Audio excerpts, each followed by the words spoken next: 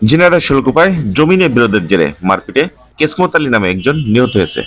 বৃহস্পতিবার সকালে উপজেলার বসন্তপুর জয়ন্তীনগর গ্রামে এ ঘটনা ঘটে।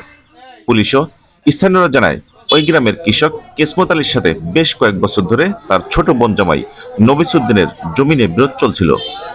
সকালে নবিসুদ্দিন ও কেসমত আলীর বাগবিতণ্ডা হয়। এরই এক পর্যায়ে নবিসুদ্দিন ও তার পরিবারের লোকজন কেসমত আলীকে পিটিয়ে গুরুতর আহত করে। সেখান থেকে তাকে উদ্ধার করে ঝিনাইদহ সদর হাসপাতালে নিয়ে গেলে চিকিৎসক তাকে মৃত ঘোষণা করে। এ ঘটনার পর থেকে পলাতক রয়েছে নবিসুদ্দিন ও তার পরিবারের সদস্যরা।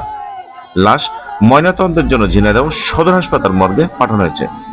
ঘটনায় জড়িতদের দ্রুত গ্রেপ্তার করে দৃষ্টান্তমূলক শাস্তির দাবি ভুক্তভোগীদের।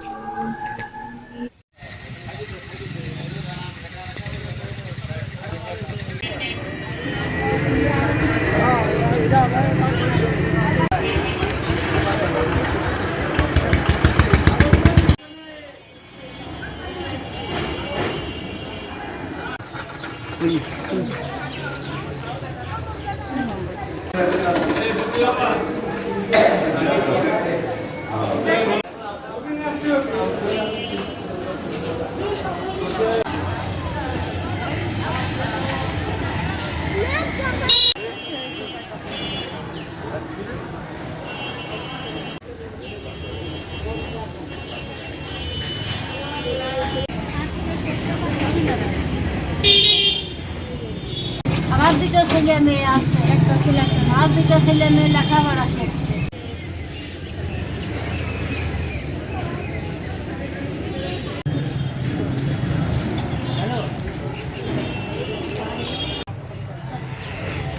আমি যখন আসি আমি আসছি, হ্যাঁ।